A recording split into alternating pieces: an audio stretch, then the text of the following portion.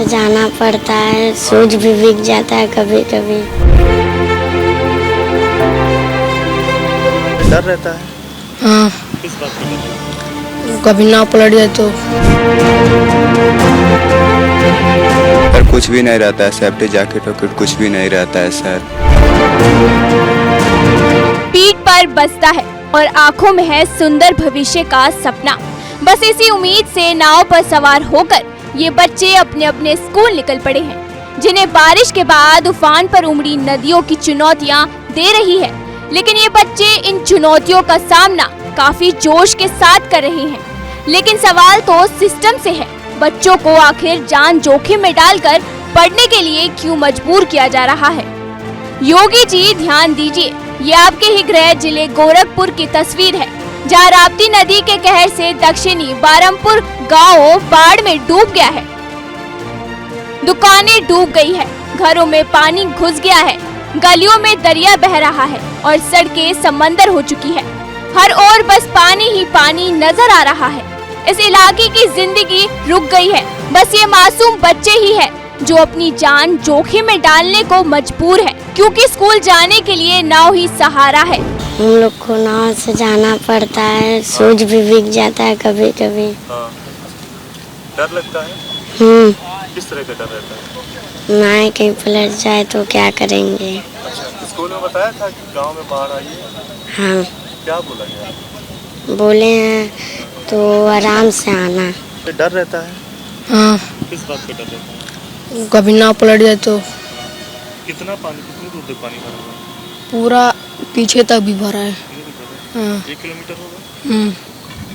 तो स्कूल में बता दिया है आपने? हाँ, पानी भराएगा। क्या बोले? बोलते हैं कि आराम से आना, नहीं आ पाओगे छुट्टी कल मार लेना तुम। इस पानी में जब आप आते हैं कितना पानी रहता है? क्या डर रहता है कि अगर कहीं नाव को कुछ हो गया तो फिर क्या दिक्कत हो जाएगी? बहुत डर रहता है सर, अगर गिर जाएंगे तो था भी नहीं है, डूब जाएंगे सर, बहुत ज़्यादा पानी है। अच्छा, नाव में से आप आ रहे हैं, कुछ कोई मतलब वहाँ पे सेफ्टी जैकेट, लाइफ जैकेट जो है वो रहती है कुछ? अगर मान लीजिए नाव को कुछ होता है तो कैसे आप लोग अपनी जान बचाएंगे? सर कुछ भी नहीं रहता है, सेफ्टी जैकेट वैकेट कुछ भी नहीं रहता है सर। तो जिस तरह की दिक्कतें, जिस तरह की परेशानियों का सामना बच्चों को करना पड़ रहा है और इसी परेशानियों का सामना करते हुए वो नाव के सहारे स्कूल जाने को मजबूर हैं। और साफ तौर से कहीं ना कहीं जब हर साल ऐसी स्थितियां होती हैं और जो नाव है उसमें भी जो सेफ्टी मेजर्स हैं या फिर लाइफ जैकेट समेत तमाम जो दूसरी चीज़ें हैं उसका भी इस्तेमाल नहीं हो रहा, तो आखिर अगर कोई अनहोनी घटती है तो कैसे बच्चे अपनी जान बचा पाएंगे? अब ये तस्वीर देखिए, कैसे ये बच्चे स्कूल ड्रेस पहने, पीठ पर बस्ता लिया, अलग अलग नाव पर सवार होकर स्कूल जा रहे हैं। किसी नाव पर 4 तो किसी नाव पर 5 बच्चे सवार हैं। कोई दूसरी कक्षा में पढ़ता है तो कोई हाई स्कूल में। स्कूल खुला है तो जाना ही है। कोई दूसरी कक्षा में पढ़ता है तो कोई हाई स्कूल में। स्कूल खुला है तो जाना ही है, चाहे कोई भी चुनौती आए उसे पार तो करना ही है। पहले नाव से बैठकर स्कूल जाना है, फिर स्कूल में पढ़ाई करना है और फिर वापस नाव में बैठकर घर आना है। पिछले 15 दिन से यही हालात है। बाढ़ में भी स्कूल ऑन है, सिस्टम मौन है। किस तरह की दिक्कतें आ रही हैं, क्या क्या परेशानी हो रही है? नाव पे बैठकर आपको बाहर जाना पड़ता है, गांव पार करना पड़ता है, फिर आप स्कूल जाती हैं, कितनी दिक्कत होती है? बहुत दिक्कत होती है, पानी में हिल कर आना पड़ता है।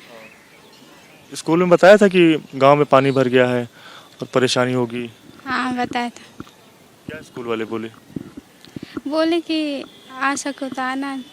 किस तरह की दिक्कतें हो रही है, किस तरह की परेशानी हो रही है? हर ओर यहाँ पर तो पानी भरा हुआ नजर आ रहा है। दिक्कत हम लोग को स्कूल जाना पड़ता है, नाव ढूंढना पड़ता है, नाव से जाना पड़ता है, फिर धूप में यहाँ खड़े रहते हैं, नाव ढूंढते हैं, फिर आते हैं घर और सब्जी उब्जी लेने जाते हैं, तो दिक्कत पानी उनी की सब दिक्कत होती है। काम नाव से ही हो रहा है। यस।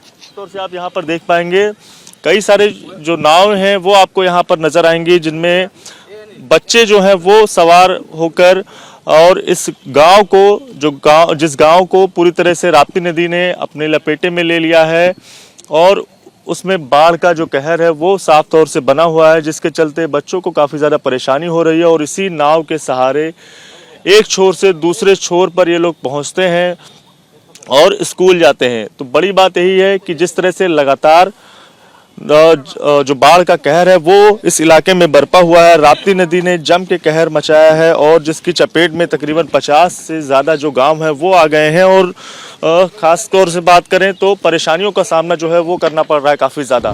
बच्चों को नाव पर बैठकर उनके स्कूल छोड़ने वाले नाविकों को भी हमेशा डर बना रहता है, क्योंकि इन देसी नाव पर बच्चों के लिए कोई सेफ्टी जैकेट नहीं है और खुदा न खास्ता अगर कोई हादसा हो जाए तो हालात संभालना मुश्किल हो जाएगा। बच्चों को एक छोर से दूसरे छोर तक पहुंचाने वाले मल्लाह हमारे साथ हैं बात करने के लिए। क्या नाम है? सबसे पहले अपना नाम बताइए। कन्हई नाम हमारा। कन्हई जी, कितने दिन से अब बच्चों को ऐसे मतलब गांव के अंदर से और इस बाढ़ वाले जो पानी आया है इससे पार पहुंचा रहे हैं? भैया हम इस समय हो गए 15 दिन। 15 दिन हो गया। अच्छा, तो रोज कितने बच्चे आपके नाव से पार करते हैं? भैया ढेर आदमी आते हैं जाते हैं, गांव वाले सब आते जाते हैं, बच्चे भी आते जाते हैं। हाँ, संख्या अगर बताएं कुछ, कितना बता पाएंगे? अब इतना ना बता पाए हम कितना संख्या बाटे हैं। 10, 20, 50 बच्चे तो हो गए। और बाटे बेसी बाटे। हाँ ठीक है, 50 बच्चे ज्यादा। तो ये बताइए कि कुछ यहाँ पर सुरक्षा के लिए कुछ रखा है, कुछ सेफ्टी जैकेट या कुछ मिली है? कुछ नहीं, खाली मल्ला भर पहला मल्ला जैकेट भर। हाँ, बच्चों के लिए कुछ नहीं मिला। नहीं। अच्छा, तो कहीं अगर मान लीजिए नाव को बीच में कुछ हादसा होता है या बीच में कुछ खराब मतलब दिक्कत आ जाती है या नाव में पानी भर जाता है तो कैसे आप कितने लोगों को बचा पाएंगे? 2 महीने को बहुत ज्यादा। हाँ, तो बच्चे इतने ज्यादा रहते हैं, 2 की आप बात कर रहे हैं, 4-5 बच्चे तो आते ही हैं, तो कैसे बचाएंगे सब? भाई कहा था 2 महीने बचा पाए। हाँ, वैसे ना पाए हम भैया नहीं। बच्चों और नाविकों को नाव पर सवार होकर जान जोखिम में तो डाल ही रहे हैं, दूसरी ओर अपने बच्चों को नाव पर बैठाकर स्कूल भेजने वाले घर वालों के मन में भी हमेशा डर बना रहता है कि बाढ़ के पानी में नाव पर सवार बच्चों को कुछ हो ना जाए। ये कैसे हम लोग जाएंगे? अब ड्यूटी हम लोग करने वाले हैं, अब बच्चों को ले जाना है, हम लोग कैसे ले जाए? जब ऐसे ही दिक्कत रहेगा तो क्या करने का हम लोग के अथी बना है? इतना परेशानी रोजे हो रहा है, रोज बैठ के इंतजार करना पड़ रहा है। अब पता नहीं क्या कर रहे हैं, सब नाव कम चल रही कि चारा नहीं कम चल रही है। यही दिक्कत है, नहीं मिल रहा हम लोग को। अब देख रहे हैं ना यही दरिये। बच्चों को स्कूल भेजना? हाँ, हमारी एक लड़की है स्कूल जाने वाली, 3 में है। रोज यही रहता है? हाँ, रोज यही हाल है। नाव कम चल रही है? नाई कम चल रही है। नाई के दिक्कत क्या है, जब ये नाई बैठा तू कहीं हो पूरब जाब, वो पूरब बैठत कहीं हो पूरब जाब। हाँ, कैसे क्या उतारी? बीच में कहाँ उतार दी? वहीं उतारी, मैंने यही नाई बैठा तू उतारी ही कहाँ?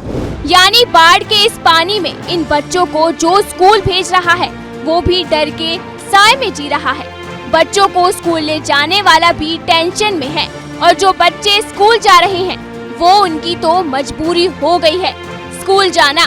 लेकिन ऐसे हालात में प्रशासन और शिक्षा विभाग लापरवाह नजर आ रहा है। सवाल ये है कि स्कूल या जिला प्रशासन स्कूल बंद करके शिक्षा के वैकल्पिक व्यवस्था क्यों नहीं कर रही है? क्या वो किसी हादसे का इंतजार कर रहे हैं? सबसे हैरान करने वाली बात ये कि लापरवाही और गैर जिम्मेदाराना प्रशासन के रवैये की ये तस्वीर सूबे मुखिया सीएम योगी के गृह जिले की है। तो सोचिए बाकी जगहों पर क्या आलम होगा।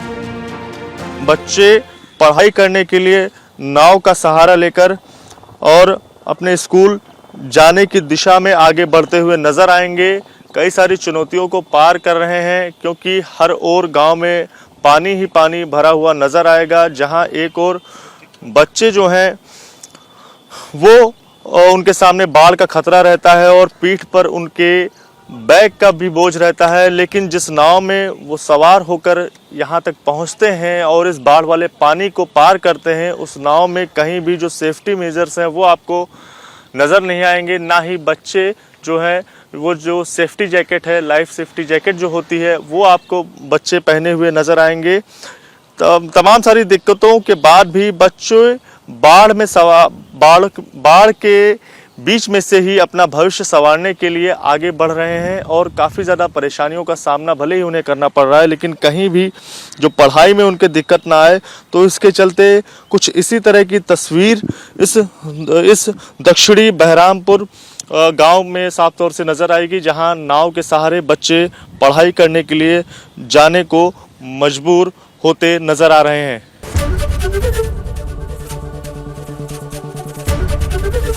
एबीपी गंगा, खबर आपकी, जुबान आपकी।